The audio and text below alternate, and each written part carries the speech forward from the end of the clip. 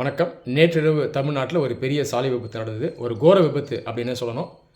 அரசு பேருந்து SCTC bus ஒன்று ஃப்ரண்ட் டயர் பர்ஸ்ட் ஆகி கட்டுப்பாட்டை இழந்து மீடியனை கிராஸ் பண்ணி எதிர்க்க வந்த 2 கார்ஸ் மீது மோதி 9 பேர் உயிரிழந்திருக்காங்க. நிறைய பேர் படுகாயம் அடைஞ்சிருக்காங்க. உயிரிழந்த நபர்களுடைய குடும்பங்களுக்கு என்னுடைய ஆழ்ந்த அனுதாபங்கள். தமிழ்நாடு கவர்மெண்ட் டிசீஸ் பர்சன்ஸுடைய ஃபேமிலிஸ்க்கு ₹3 lakhs காம்பன்சேஷனாக அறிவிச்சிருக்காங்க. சரி, எது ரொம்ப கவலை அளிக்குது அப்படின்னு பார்த்தீங்கன்னா, கடந்த சில மாதங்களாக தமிழ்நாட்டில் மட்டும் இல்லை, நிறைய மாநிலங்களில் ரெகுலராக பஸ் ஆக்சிடென்ட்ஸை பார்த்துட்டு வரோம். அதில் ஸ்லீப்பர் பஸ்ஸஸில் ஆக்சிடென்ட்ஸ் ரெகுலராக நடக்குது. உயிரிழப்பும் அதிகமாக இருக்குது. தமிழ்நாடு பொறுத்தவரைக்கும் கடந்த ஒரு மாதத்தில் ஒரு 2-3 பெரிய ஆக்சிடென்ட்ஸ் நம்ம பார்த்துட்டோம். ஒரு மாதம் முன்னாடி 2 டிஎன்எஸ்டி பஸ்ஸஸ் இன்வால்வ் ஆகி அதில் ஒரு 11 பேர் உயிரிழந்தாங்க. நேற்று ஆக்சிடெண்ட்டில் 9 பேர் உயிரிழந்திருக்காங்க. இதில் ஃபார்ச்சுனேட்டாக பார்த்தீங்கன்னா, இந்த SCTC bus sleeper bus accident இன்னும் ஹெவியாக இருந்தது அப்படின்னா தீப்பிடிச்சிருக்க வாய்ப்பு இருக்குது. இன்னுமே நிறைய பேர் இறந்துருப்பாங்க. சரி, இதில் கவனிக்க வேண்டியது என்ன அப்படின்னு பார்த்தோம்னா, தமிழ்நாடு டிரான்ஸ்போர்ட் கார்பரேஷன்ஸ் எஸ்சிடிசி ஆகட்டும், டிஎன்எஸ்டிசி ஆகட்டும், பல வருடங்களாக பஸ்ஸஸ்னுடைய மெயின்டெனன்ஸ் ரொம்பவே புவராக இருக்குது. நீங்கள் ரெகுலராக கவர்மெண்ட் பஸ்ஸில் ட்ராவல் பண்ணுற நபராக இருந்தால் கண்டிப்பாக நீங்கள் அதை பார்த்துருப்பீங்க. எந்த கட்சி ஆட்சி செய்வது அப்படின்றத தாண்டி பல வருடங்களாகவே regardless of the party in power transport கார்பரேஷனுடைய மேனேஜ்மெண்ட் இப்படி தான் இருக்குது.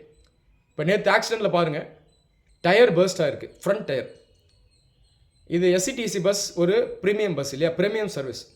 கிட்டத்தட்ட ஒரு ஏரோப்ளைன் மாதிரி மெயின்டைன் பண்ணணும். ப்ரைவேட் பஸ்லாம் அப்படி தான் மெயின்டைன் பண்ணுவாங்க. அவங்க அதிகமாக சார்ஜ் பண்ணுவாங்க. அதே நேரத்தில் மெயின்டெனன்ஸ் பார்த்தீங்கன்னா பக்காவாக இருக்கும். ஃப்ரண்ட் டயர் பர்ஸ்ட் ஆகுது அப்படின்னா அது அவ்வளோ ஈஸியாக பர்ஸ்ட் ஆகாது. அந்த டயர் வந்து ஓல்டு டயராக இருக்கணும். கண்டிப்பாக செக் பண்ணியிருந்தால் இந்த விபத்தை நம்ம தவிர்த்துருக்கலாம். 9 உயிர்கள் போயிடுச்சு. 3 லட்ச ரூபா கொடுக்குறாங்க. அந்த உயிர் வந்துருமா? திரும்ப வராது. இப்போ அந்த பொறுப்பு யார் மேலே போகணும் சொல்லுங்கள்? எஸ்சிடிசி டிரான்ஸ்போர்ட் கார்பரேஷனில் இருக்க ஆஃபீஸர்ஸ் மேலேயா, இல்லை டிரான்ஸ்போர்ட் மினிஸ்டர் மேலேயா, இல்லை இந்த ஷெட்டில் ஒர்க் பண்ணக்கூடிய அந்த அஃபிஷியல்ஸ் மேலேயா, இல்லை மெக்கானிக்ஸ் மேலேயா? பொறுப்பு எங்கே இருக்குது? இப்போ சரி, ஒரு ஆக்சிடென்ட் தானே, அதை தாண்டி நம்ம போயிடலாம் அப்படின்னு நினச்சோன்னா, இந்த மாதிரி நிறைய பஸ்ஸஸ் புவர் கண்டிஷனில் இருக்குது. ஃப்யூச்சரில் இந்த மாதிரி ஆக்சிடென்ட்ஸ் தொடர்ந்து நடக்கக்கூடிய வாய்ப்பு இருக்குது. டிஎன்எஸ்டிசி பஸ்ஸஸ், எஸ்சிடிசி பஸ்ஸஸ் ரெண்டும் சேர்த்து தான் நான் சொல்கிறேன். மக்களுக்கு சர்வீஸ் ப்ரொவைட் பண்ணுறாங்க. பல மாநிலங்களை கம்பேர் பண்ணும்போது டிஎன்எஸ்டிசி, எஸ்சிடிசி இந்த கார்பரேஷனில் பார்த்தீங்கன்னா ஃபேர் ரொம்பவே கம்மி. 1975 தமிழ்நாடு டிரான்ஸ்போர்ட்டை நேஷனலைஸ் பண்ணோம். ஸோ தமிழ்நாடு பொறுத்த வரைக்கும் நிறைய சாதனைகள் இருக்குது. ஸோ குறைஞ்ச காஸ்ட்டில் ஒரு நல்ல ட்ராவலை எல்லா தரப்பட்ட மக்களும் அவைல் பண்ணுறாங்க. இதெல்லாம் பாசிட்டிவ்ஸ். அதே நேரத்தில் நெகட்டிவ்ஸ் இருக்கான்னு கேட்டிங்கன்னா, நெகட்டிவ்ஸ் நிறையாவே இருக்குது. பஸ்ஸஸுடைய மெயின்டெனன்ஸ் ரொம்ப புவராக இருக்குது. பஸ்ஸஸில் அன்யூனிஃபார்மாக ஸ்பீட் லாக் வைக்கிறாங்க. ஒரு சில பஸ் பார்த்திங்கன்னா 60 தாண்டாது, ஒரு சில பஸ் 80 போகும், ஒரு சில பஸ் 100 போகும், 100 கிராஸ் பண்ணும். ப்ராப்பர் டைமுக்கு எடுக்கிறது இல்லை, ப்ராப்பர் டைமுக்கு ரீச் பண்ணுறது இல்லை. பேசஞ்சர்ஸ்க்கு அந்த கம்ஃபர்ட், சேஃப்டி இதெல்லாம் இல்லாமல் இருக்குது. மற்ற ஸ்டேட்ஸில் ஃபேர் அதிகமாக இருந்தாலும் நீங்கள் பார்த்தீங்கன்னா மெயின்டெனன்ஸ் நல்லாயிருக்கும், சர்வீஸ் கரெக்டாக பண்ணுவாங்க. உதாரணத்துக்கு கர்நாடகா, கேரளா கேஎஸ்ஆர்டிசி பாருங்கள், சர்வீஸ் பக்காவாக இருக்கும். பஸ்ஸஸுடைய மெயின்டெனன்ஸ் பக்காவாக இருக்கும். KSRTC buses old model buses தான், ஆனால் ஒரு லைட்டு கூட உடஞ்சிருக்காது. நீங்கள் வேணால் செக் பண்ணுங்கள். பம்பரில் ஒரு சின்ன கிராஷ் ஆனால் கூட உடனடியாக சரி பண்ணிடுவாங்க. டிரைவருடைய டேஷ்போர்டு பாருங்கள், ஒரு கீறல் கூட இருக்காது. ஏதாவது உடஞ்சதுன்னா உடனடியாக அதை ரீப்ளேஸ் பண்ணுவாங்க. ஆனால் எஸ்சிடிசி பஸ் ஒரு ப்ரீமியம் பஸ், அதனுடைய கண்டிஷன் இந்த அளவுக்கு மோசமாக இருக்குது. இது தொடருது அப்படின்னா இது ரொம்ப தப்பு. அரசு சில எக்கனாமிக் சர்வீசஸாக மக்களுக்கு ப்ரொவைட் பண்ணுறாங்க. டிரான்ஸ்போர்ட் கார்பரேஷன் ஒரு எக்கனாமிக் சர்வீஸ்.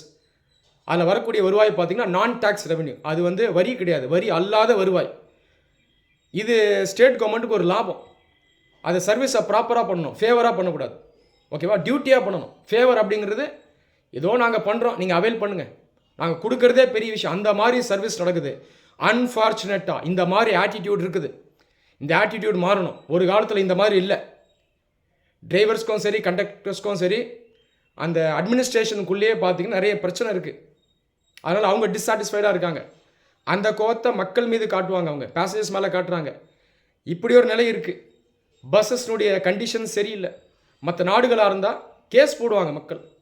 உதாரணத்துக்கு அந்த பஸ்ஸு கரெக்ட் டைமுக்கு வரல, ஒரு 1 hour லேட் பண்ணிட்டாங்க அப்படின்னா கேஸ் போடலாம், காம்பன்சேஷன் வாங்கலாம். ஆனால் இங்கே பாருங்கள், அந்த மாதிரி செய்யவே முடியாது.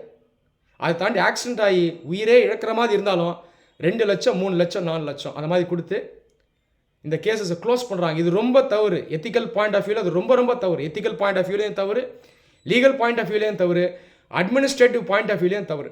இப்போ ரீசெண்டாக தமிழ்நாடு கவர்மெண்ட் வால்வோ பஸ்ஸஸ் வாங்குறாங்க. ஒரு பஸ்ஸுடைய விலை 2 கோடி. மாடர்னைஸ் பண்ணுறாங்க, நல்லது. இப்போ இந்த பஸ்ஸஸ் எப்படி மெயின்டைன் ஆகப்படும் எனக்கு தெரியல. 2005-06 அந்த காலகட்டத்தில் நிறைய பஸ்ஸஸ் வாங்கினாங்க சென்னை டிரான்ஸ்போர்ட் கார்பரேஷன் எம்டிசிக்கு. அதுக்கப்புறம் மெயின்டெனன்ஸ் பண்ணல. ஒரு 6-7 வருஷம் தான் அந்த பஸ்ஸஸ் இருந்தது. அதுக்கப்புறம் வீணாக போயிடுச்சு. இப்போ மறுபடியும் வாங்குறாங்க. இப்போ இந்த பஸ்ஸஸையும் சரியாக மெயின்டைன் பண்ணலன்னா இந்த மாதிரி பிரச்சனைகள் இருக்கும். வால்வோ பஸ்ஸஸ் வந்து ரொம்பவே நல்லா மெயின்டைன் பண்ணணும். அது ஃபாரின் பிராண்ட். அது இந்தியன் கண்டிஷன்ஸில் அது சூட்டபுளாக வச்சுருக்கணும்னா அது ரொம்பவே நல்லா பார்த்துக்கணும். அதில் ஸ்டிக்கர் ஒட்டுறது, சின்ன ஆக்சிடென்ட் ஆகுது, கிராஷ் ஆகுதுன்னா சரி பண்ணாமல் போகிறது, லைட்டை மாற்றாமல் இருக்கிறது, டயரை மாற்றாமல் இருக்கிறது அப்படின்னா அது பஸ்ஸாகவே இருக்காது. ரொம்ப மோசமாக இருக்கும். மனிதர்கள் ட்ராவல் பண்ணவே முடியாது. டாட்டா அசோக் லைலாண்ட் ஆகுது ஓரளவுக்கு நீங்கள் மெயின்டைன் பண்ணிங்கன்னா தாங்கும். ஆக்சிடெண்ட்டில் கிராஷ் தாங்கும். வால்வோ பஸ்ஸெல்லாம் லோ ஃப்ளோர் பஸ்ஸு. எதிர்க்க இன்னொரு பேருந்தோ லாரியோ மோறுது தான் அந்த லாரியோ பஸ்ஸோ இந்த பஸ்ஸுக்குள்ளேயே உள்ளே பூந்துடும். அந்த மாதிரி ஆபத்துக்கள் இங்கே இருக்குது. அதனால் பேருந்தை வாங்குறது முக்கியம் இல்லை, விளம்பரப்படுத்துறது முக்கியம் இல்லை, அதை ப்ராப்பராக மெயின்டைன் பண்ணணும். தமிழ்நாடு டிரான்ஸ்போர்ட் கார்பரேஷன்ஸில் இந்த அளவுக்கு பிரச்சனை இருக்குது. இதற்கு காரணம் வந்து நிறைய இருக்குங்க. நஷ்டத்தில் ஓடுது.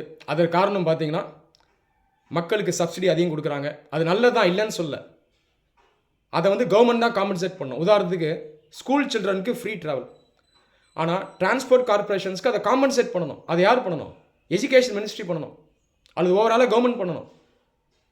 அடுத்து அந்த ஒர்க்கர்ஸ் இருக்காங்க இல்லையா, டிரைவர்ஸ், கண்டக்டர்ஸ், இவங்களுக்கு ரெகுலராக ட்ரைனிங் கொடுக்கணும், கவுன்சிலிங் கொடுக்கணும், பேசஞ்சர்ஸோட எப்படி அணுகிறது அப்படின்றதுக்கான ட்ரைனிங்கை கொடுக்கணும்.